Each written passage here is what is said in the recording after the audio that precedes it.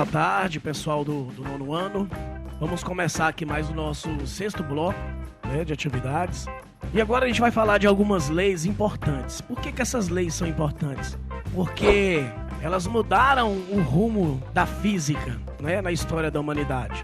Por exemplo, qual é o ser humano que nunca olhou para o céu e teve curiosidade? A humanidade sempre teve curiosidade em relação aos astros, né, às estrelas, aos cometas, como era o comportamento de cada um deles. Então aqui a gente vai estar vendo a primeira lei de Kepler. Esse assunto já deu muito pano para manga. Por quê, gente?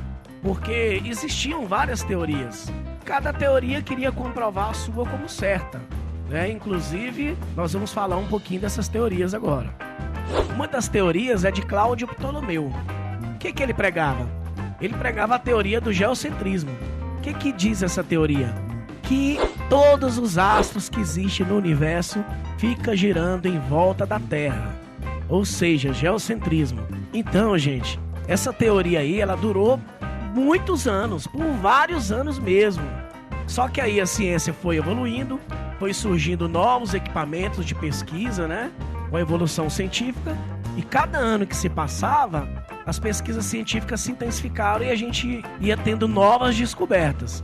Uma curiosidade em relação ao geocentrismo é que esse modelo, além de ser aceito durante muitos anos, era um modelo aceito pela Igreja Católica. Naquela época, a Igreja Católica exercia um poder muito grande na sociedade.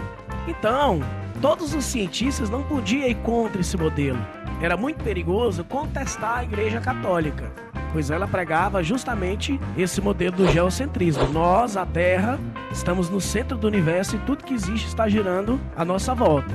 Com o passar do tempo, surgiram novas teorias. Então, Nicolau Copérnico sugeriu o modelo heliocêntrico.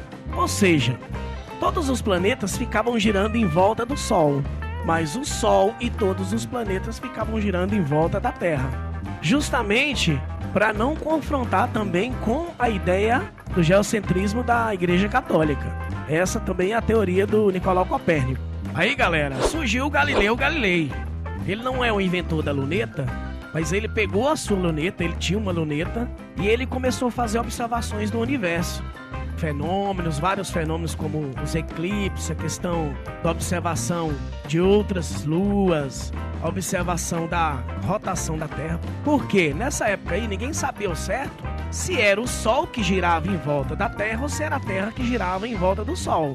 Mesmo sendo o modelo do geocentrismo pregado pela igreja, né, e proibido que se divulgasse outros modelos, mas até então as pessoas tinham dúvida, não tinha certeza realmente, porque aparentemente, se você não tiver nenhum objeto de pesquisa, nenhum telescópio, aparentemente a gente vê que é o Sol que está girando em volta da Terra.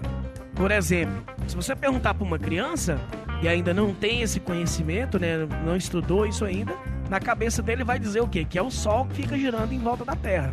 Porém, Galileu Galilei, ao apontar a sua luneta pro universo, descobriu que a teoria mais certa era o heliocentrismo, ou seja, nós giramos em volta do Sol, né? Por que é heliocentrismo? Porque o Sol ele é formado por gás hélio. Então, por isso que chamamos essa teoria de heliocentrismo. Ou seja, nós, todos os planetas, giramos em volta do Sol.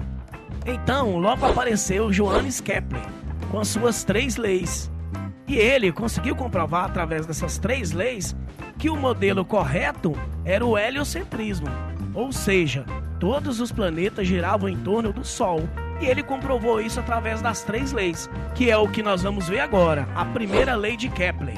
O que diz a primeira lei de Kepler? Que os planetas orbitam o Sol de forma elíptica, ou seja, de forma oval. E que nessa trajetória dos planetas ao redor do Sol, tem época que os planetas eles passam mais próximo do Sol e outra época eles passam mais distante. Então Kepler disse, quando o planeta nessa órbita elíptica está passando mais próximo do Sol, ele recebe o nome de periélio, porque está passando perto. Quando ele está passando mais distante, ele recebe o nome de afélio. Kepler também percebeu que nessa trajetória elíptica, a velocidade da órbita dos planetas variava. Ou seja, essa velocidade ela mudava, ela não era um constante. Sobre a excentridade das órbitas é o seguinte, por exemplo, vamos analisar a passagem de um cometa pelo Sol. Ele faz a trajetória elíptica, ele passa muito próximo do Sol, depois ele vai, o outro ponto dessa elipse é muito distante do Sol.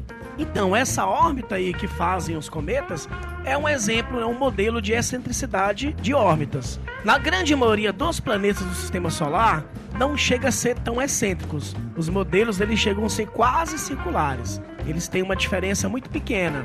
O movimento dos planetas é elíptico, mas é um elíptico com um grau de acentuação muito pequeno, quase um círculo, bem diferente da excentricidade dos cometas. E agora nós vamos para a nossa atividade. Questão 1. A primeira lei de Kepler demonstrou que os planetas se movem em uma órbita elíptica e não circulares ao redor do Sol. Já a segunda lei, Kepler diz o quê? Que os planetas não se movem numa velocidade constante. É correto afirmar que as leis de Kepler, aí você tem 4 alternativas, você vai marcar aí a alternativa correta.